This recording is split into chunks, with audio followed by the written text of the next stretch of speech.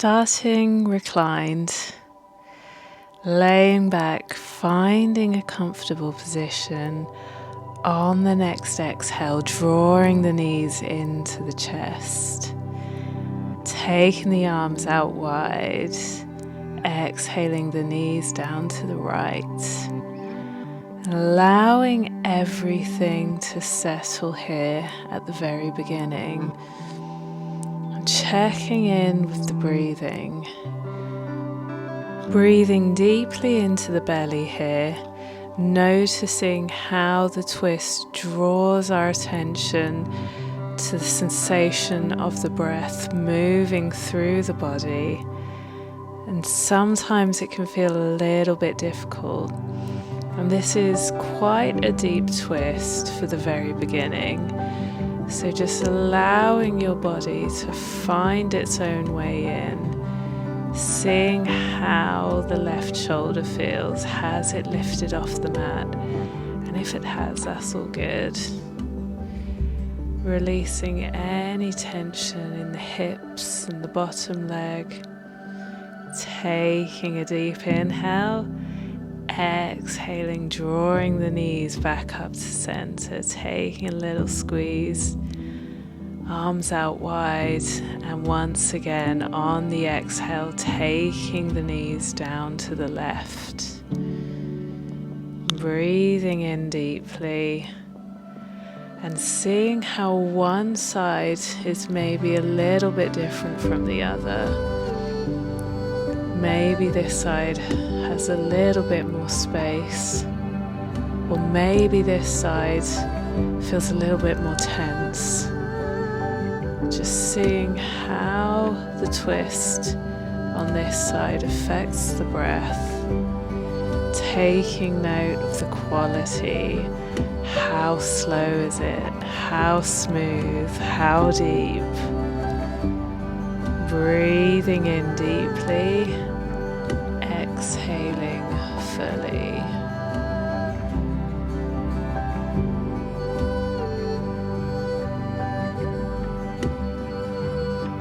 Once again, on the next inhale, coming back to center, drawing the knees into the chest. We're going to take our hands behind the hamstrings and rock and roll all the way up into a tabletop position. Coming back to sit on the heels, finding a place that's somewhat comfortable. Okay, we're going to be hanging out here for just a little moment, taking the hands behind, lifting the knees, feeling stretch across the front of the ankles, maybe taking the hands up to the knees, finding that balance point, or maybe keeping the hands behind. Taking the knees back down to the mat, coming into tabletop. We're going to go through some gentle cat-cows. Exhaling, lifting the back. Inhaling, drawing the chest through the shoulders. Exhaling, tucking the tailbone and the chin. Inhaling, arching the back, lifting the chest and the tailbone. Keeping that movement going. Finding any extra movement that feels good in your body, maybe gentle forwards and backwards or side to side. On the next exhale, taking the hips up and back into our downward facing dog.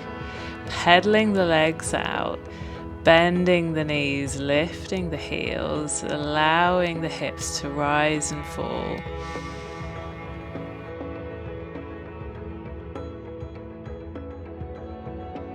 On the next inhale, bending the knees, stepping forwards into forward fold. Inhaling, lifting the chest. Exhaling, folding forwards. Then inhaling, lifting the arms up over the head. And exhaling, taking the hands back down to the sides, Tadasana. Inhaling, reaching upwards. Exhaling, folding forwards, tucking the chin. Inhaling, chest comes up halfway. Exhaling, planting the hands on the mat, stepping back into our plank pose.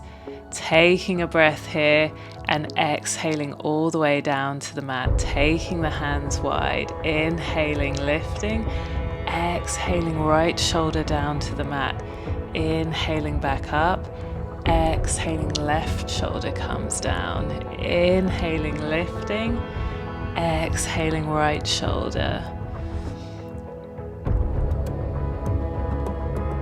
And then on the next inhale, coming back up, pressing the hands down into the mat, taking the hips back to our child's pose.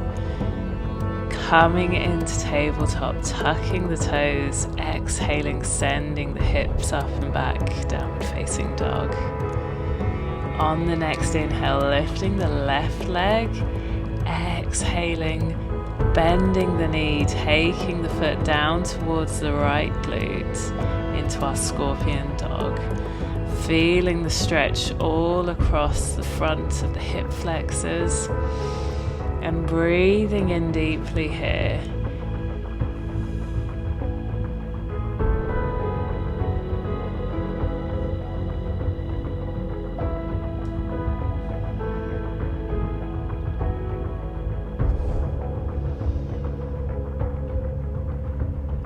On the next inhale, reaching the foot back up to the sky, and then exhaling, taking the left foot over towards the right wrist, coming towards our pigeon pose. Inhaling, taking the hands back, activating the pose, lifting the chest, squeezing the abs, reaching upwards on the exhale, taking the right hand in front, squeezing with the left hand, opening the right shoulder here. Breathing in deeply and then taking both hands down to the mat, maybe walking them out forwards, maybe tucking the chin, coming into our forward fold pigeon. And breathing in deeply here. Breathing in a forward fold can feel a little bit strange, but filling the lungs, releasing any tension in the left hip.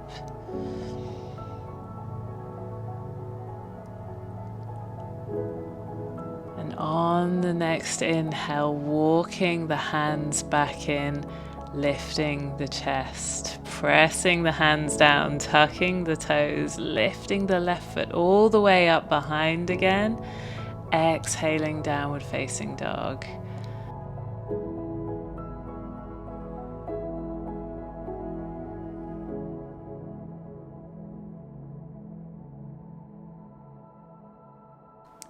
On the next inhale, we're going to lift the right leg all the way up to the sky, reaching through the toes, and then exhaling the right foot over towards the left glute, bending at the knee, pressing the hips forwards, really feeling the release through the front of the right hip flexors, and reaching down towards the mat with the left heel, pressing into the hands, keeping the chest open, not crumbling inwards.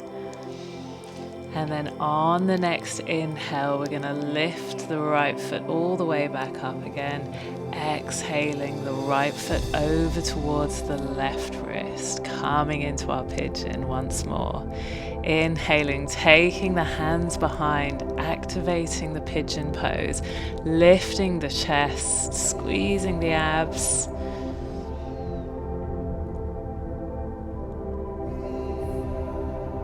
And now on the next inhale, reaching the arms up overhead, exhaling, left arm in front, squeezing with the right arm, reaching towards the right, opening the left shoulder, then taking the hands down to the mat. On the next exhale, folding forwards as far as feels comfortable. So maybe that's all the way down to the mat, maybe not. Tucking the chin to draw length into the back of the neck. Breathing in deeply and exhaling fully.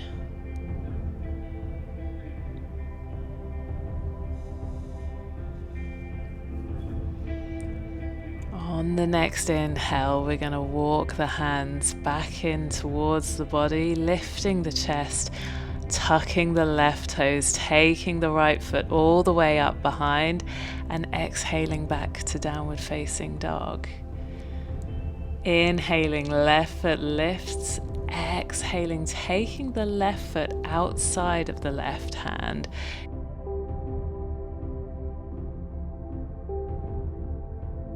And we're leaning into our lizard pose here, so maybe finding some gentle movement, rocking backwards and forwards, and pressing through the toes of the right foot, getting a little stretch in here as well.